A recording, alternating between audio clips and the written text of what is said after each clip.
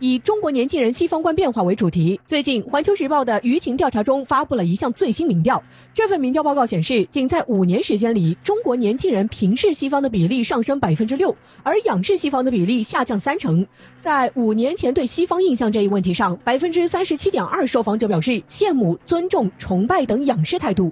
，42.1%受访者选择对等平视，18.9%受访者选择鄙视、讨厌。而现在对西方印象这一问题上，仰视态度的受访者降至8.1%，平视态度的提升到48.3%，而俯视态度的上升到41.7%。从仰视到平视的受访者中，至少有80%将中国防控疫情的表现作为平视西方的代表性事件。在这场突如其来的疫情中，政府的手段措施快速、执行力、效率高，集中力量办大事儿，哪怕牺牲经济也要阻止疫情，把人民放在首位。然而，西方在应对疫情时暴露了太多短板，即使西方发达国家医疗条件更好，设备更先进，但这一次却集体沦陷。在中国开始出现疫情时，他们落井下石、作壁上观，也没有防疫措施；在西方疫情蔓延时，他们手忙脚乱、对策缓慢，视民众生命于不顾，各种反科学事件频出，供应链短缺，国家和盟友之间的互劫物资。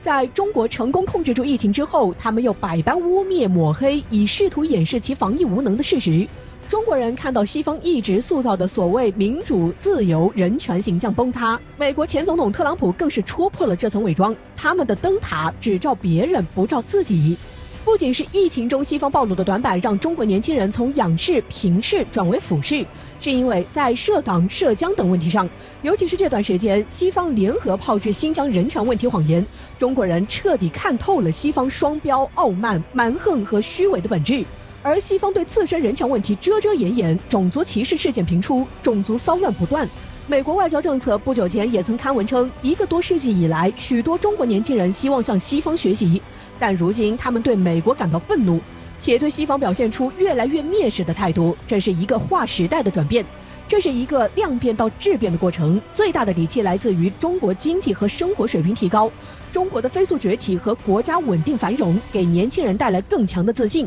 更容易持国际视野平视西方。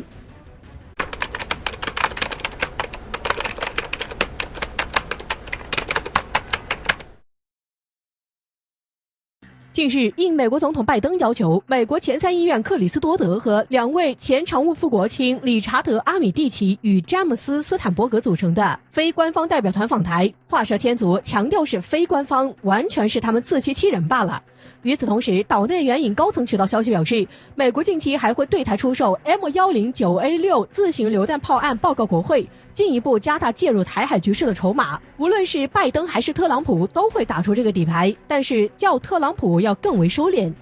拜登继续延续其上任的风格，首先在经贸和科技战线上对中国发起攻势，用多个经济手段遏制中国，比如提高关税、打压在美中企、限制中美人员交流，继续围堵包括华为、大疆等中国全球性企业，还把中国7家超算企业列入实体名单，多次要挟台积电对大陆禁售芯片，但是比之前力度更小。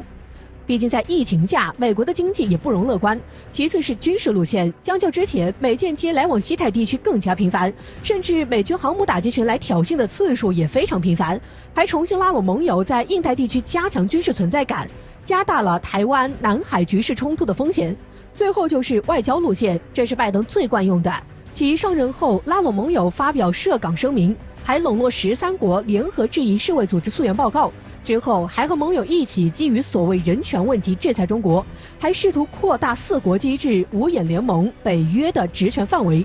将其为自己所用以遏制中国。相较于特朗普，拜登更喜欢拉帮结派。而在台海问题上，日本、澳大利亚显得尤为积极，多次发表涉台声明，表明一旦冲突会介入的立场，逼迫中国出手。在面对这3条战线，中国又是如何反制的？首先，在经贸方面是见招拆招，对等反制，并保持继续谈判的姿态，在反制过程中采取有针对性的精准报复。其次，应对美国频繁挑衅的舰机，解放军也加大在周边海域实战演习的频率和强度。比如这次美军罗斯福号航母打击群来挑衅，解放军就立马出动了辽宁舰打击群到同一海域演习。最后依然坚持对话和沟通，比如之前的中美高层战略会晤奉行平视外交，让美国知道他们没有从实力地位出发同我们讲话，但触碰到底线的时候则毫不犹豫反击。比如西方无理制裁时，中国成倍反制，快很准，打得他们措手不及。他们之所以如此急切逼迫中国出手，无非就是想借此打压遏制中国发展的步伐。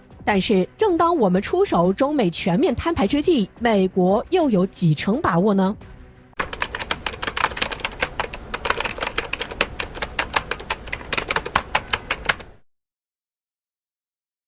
自拜登上任以后，他一直很着急想要展现其对外政策的强硬，但是他犯了最大的战略性错误，在美国该解决内患的时候，错误的时间挑战对手，并且错误的同时挑战两大竞争对手。最近，华盛顿特区智库大西洋理事会主席肯姆佩刊文警告，拜登同时激怒了中国和俄罗斯，目前他正面临一场全球噩梦。中俄加强战略合作能够击碎美国。他之所以会有这样的呼吁，是因为最近拜登确实在中俄之间走钢索。自上任以来，拜登继续延续对华强硬策略，并多次对中国内政指手画脚。前段时间在涉疆问题上，美国炮制种族灭绝谎言，联合欧盟、英国等国对中国发起制裁，还多次热炒台海、南海局势。美国军舰和飞机几乎每天都来挑衅，为某些势力撑腰。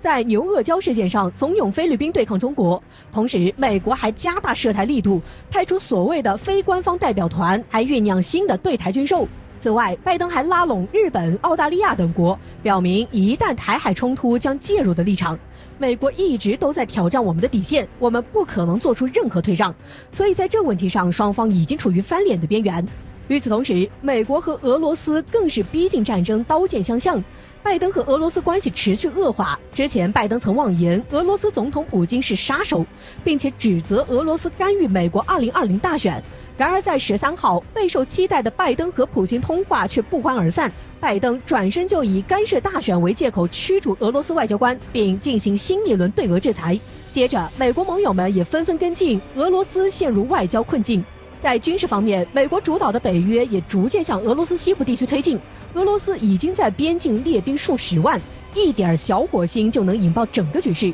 英国卫报指出，俄罗斯正为更大规模战争做准备，就连前总统特朗普都在近日发出警告，拜登逼迫俄罗斯和中国站在一起是最糟糕的事。肯姆佩文中也写道，尽管中俄没有组建军事同盟，但这并不阻碍他们携手战略合作。任何试图通过和美国结盟以对抗中国和俄罗斯，后果都是灾难性的。